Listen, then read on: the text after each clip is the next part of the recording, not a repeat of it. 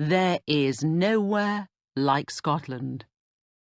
Scotland is a country in a country.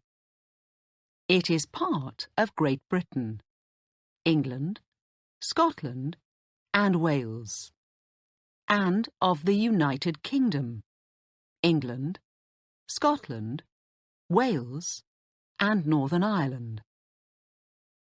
Scotland is in the far northwest of Europe, between the Atlantic Ocean and the North Sea. It is often cold and grey, and it rains a lot in some parts of the country. But the people of Scotland love their country, and many visitors to Scotland love it too.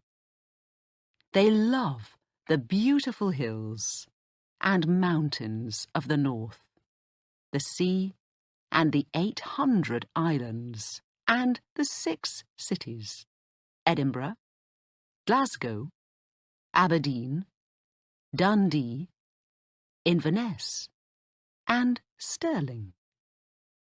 The country is special, and Scottish people are special too, often warm and friendly. There are about 5 million people in Scotland. Most Scots live in the south, in or near the big cities of Edinburgh and Glasgow. Most of the north of the country is very empty. Not many people live there. A Scottish person is also called a Scot, but you cannot talk about a Scotch person. Scotch means whisky, a drink made in Scotland. Scottish people are British because Scotland is part of Great Britain, but you must not call Scottish people English. The Scots and the English are different. These days, everyone in Scotland speaks English, but at one time, people in the north and west of Scotland did not speak English. They had a different language, a beautiful language called Gaelic.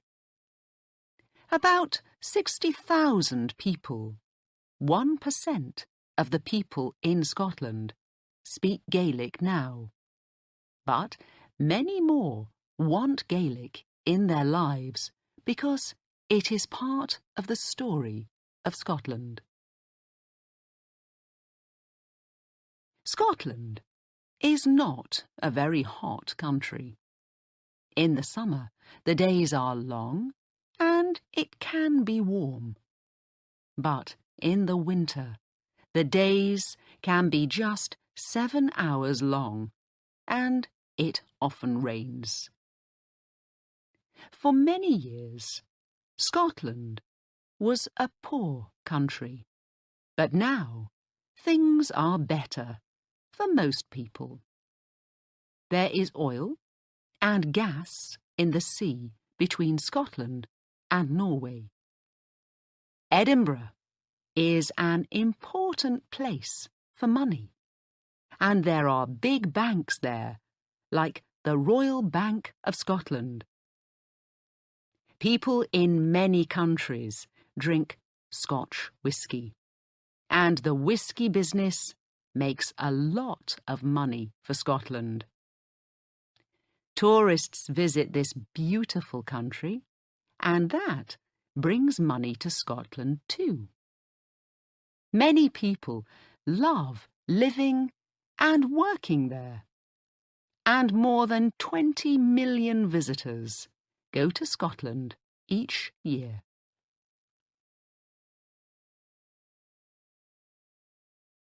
Scotland is the oldest country in the world. Why? Because the hills of the northwest and the Hebridean Islands are more than 2,000 700 million years old. You can walk on some of the oldest rocks in the world there.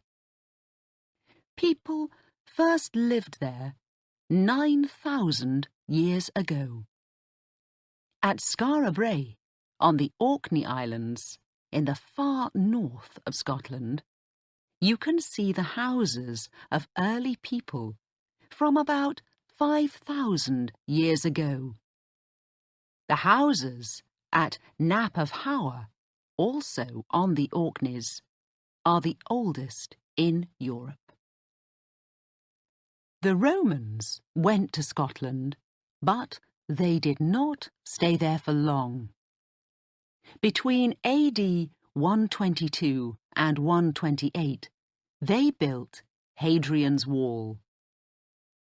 It was 117 kilometres long and went from sea to sea across the most northern part of England.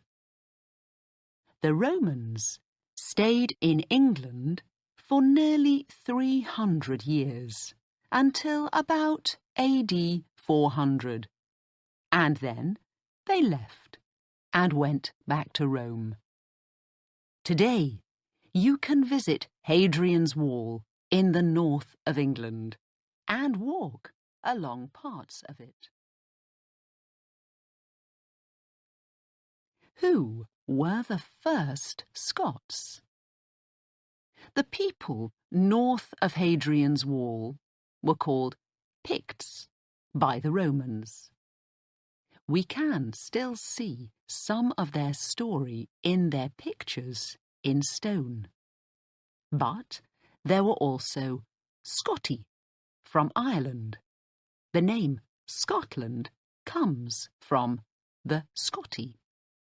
Vikings from Norway, and some English people from the south. These different peoples came under one king in the 800s. The first king of all the Scots, many people say, was Kenneth MacAlpin. He was king from 843 to 858. But the most famous Scottish king of this early time is Macbeth, 1040 to 1057. He is famous because Shakespeare wrote about him. For Shakespeare, Macbeth was a very bad man, but he was not worse than many other kings of those early days. There were many battles between England and Scotland. One important Scot was William Wallace, about 1270 to 1305. You can learn about him in the film Braveheart. Then, in 1314, the Scottish king, Robert the Bruce, took his men to the Battle of Bannockburn. After the battle, 10,000 Englishmen were dead, and Robert became one of the most important kings in the story of Scotland. Soon after, Scotland was free, and stayed free for nearly 300 years. In 1542, a little girl called Mary became Queen of Scotland. She was 6 days old, and only the second woman to be Queen of this country. Mary, Queen of Scots, became a tall and beautiful woman, but some Scots did not want her to be queen. Mary went to England and asked Elizabeth, the English queen, for help, but she did not get it. She never returned to Scotland and died in England after 19 years.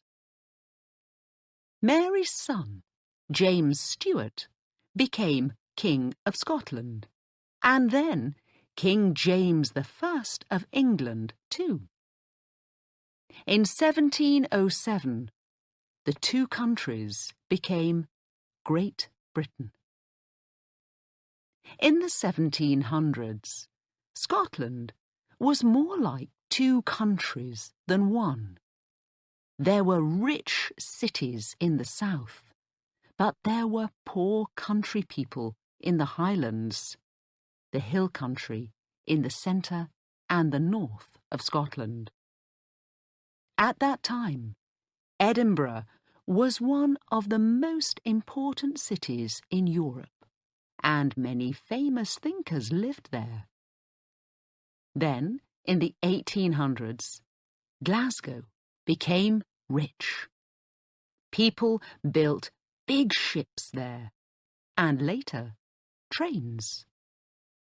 So, the south of Scotland had busy cities with beautiful buildings, lots of work, and money.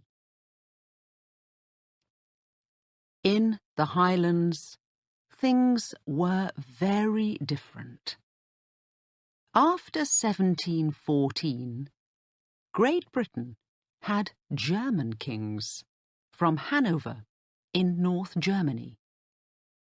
Many Scots in the Highlands wanted a Scottish king, someone from the Stuart family, like Mary and James, not a German king in London.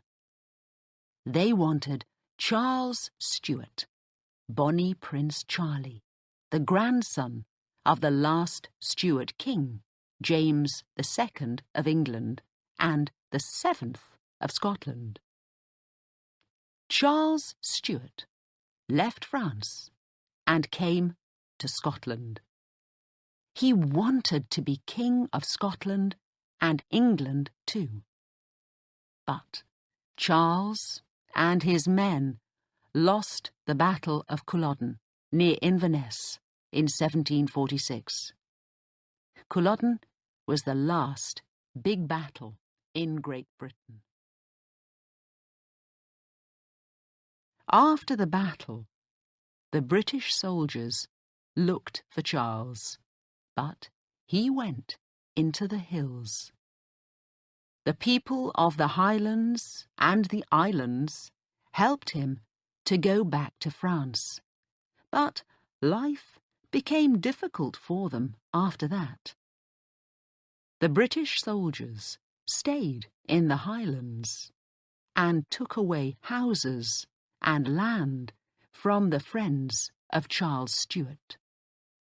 After this, many poor families left the Highlands and went to the cities in the south of Scotland, or to other countries, the USA, Canada, Australia, and New Zealand. Some went because they wanted to begin a new life, but others went because the rich owners of the land in Scotland wanted to put animals there. Between 1840 and 1880, 40,000 people left just one island, the island of Skye. Life became more difficult in the 1900s, but oil and gas in the North Sea began to bring money to Scotland again in the 1970s. Let's look now at some of the famous places in the Scotland of today.